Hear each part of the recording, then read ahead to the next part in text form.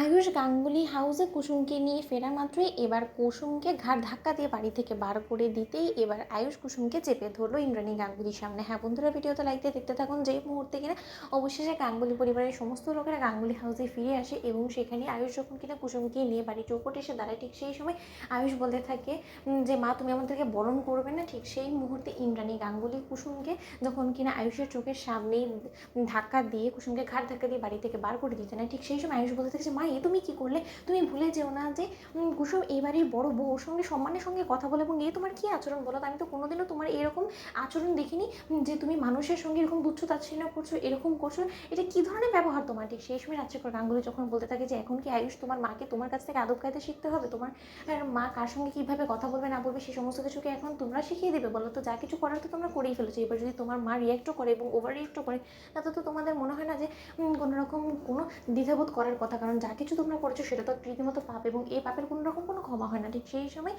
ইন্দ্রাণী গাঙ্গুলি যখন বলতে থাকে যে রাজ এই মেয়েটাকে এখান থেকে আমার চোখের সামনে থেকে দূর হয়ে যেতে পারলো, এই মেয়েটা কোনো মতে যাতে আমার বাড়ির চৌকট পেরিয়ে আমার বাড়ির ভেতরে না ঢুকে, তাহলে কিন্তু আমার থেকে খারাপ কেউ হবে না, আমি বলে রাখলাম। ঠিক সেই সময় আয়ুষ বলতে থাকে যে কেনই বা এই মেয়ে বাড়ি ছেড়ে চলে যাবে বলো তো? এই মেয়ে এই বাড়িতে থাকবে এবং ওর নিজের অধিকার ফলিয়ে এই বাড়িতে থাকবে, ওর অধিকার রয়েছে। মা তুমি এটা কেন ভুলে যাচ্ছ বলো তো?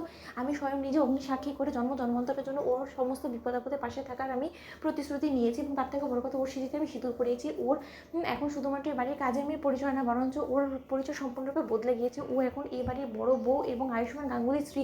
ওর নতুন পরিচয় কুসুম আয়ুষ্মান গাঙ্গুলি। এই সমস্ত পরিচয় কি যথেষ্ট নয় এ বাড়িতে থাকার জন্য এবং অধিকার ফলানোর জন্য বলো তো? ঠিক সেই সময় রাজ্যপাল গাঙ্গুলি বলতে থাকে যে তুমি ভুলে যাও না কিন্তু এখনও পর্যন্ত আয়ুষ এই বাড়িতে তোমার মায়ের, তাই তোমার মা নিশ্চয়ই ডিসাইড করবে যে এই বাড়িতে কে থাকবে আর কে থাকবে না। এবং আমি তোমাকে একটা কথা বলে রাখছি, যদি সত্যকার অর্থে ইন্দ্রাণী কোনো মতে না চায় যে এই বাড়িতে কুসুম থাকবে না, তার মানে কুসুম থাকবে না। এবং তোমার যদি কুসুমকে সঙ্গে করে নিয়েই সংসার করতে হয় তাহলে তোমাকে বাড়ির বাইরে অন্য কোথাও বন্দোবস্ত করে নিতে হবে। তার কারণ ইন্দ্রাণীর বিরুদ্ধে গিয়ে তুমি যখন বিয়ে করার দুঃসাহস দেখাতে পেরেছো, তার মানে তুমি নিশ্চয়ই কুসুমকে অন্য কোথাও নিয়ে গিয়ে ওর সঙ্গে ঘর বাঁধতেও তোমার কোনো রকম কোনো আপত্তি থাকার কথা না। ঠিক সেই সময় আয়ুষ বলতে থাকে কিন্তু কেনই বা বাঁধবো? কারণ এখানে আমরা অধিকার ফুললেই কেন থাকতে পারি? তার কারণ বাবা আমি এবারের ছেলে, আমি আয়ুষ্মান গাঙ্গুলি, আমার নামের পাশে গাঙ্গুলি পদবিটা আছে, তার সত্ত্বেও কি আমি এই অধিকার ফুলে আমার স্ত্রীকে এখানে থাকতে পারবো না? কেন ওর কপাল থেকে আমি এই সুখটা কেড়ে নেবো বলো তো? সেই অধিকারটুকু কি মারও আদেও আছে বলো তো? এবং মা তোমার যা শাস্তি দাও তুমি আমাকে দাও। তার কারণ কুসুমের এর মাঝখানে কোনো রকম কোনো দোষ নেই। বিয়ের সিদ্ধান্তটা আমার ছিল, আমি কুসুমের উপরে জোর খাটিয়েছি বিয়ে করার জন্য।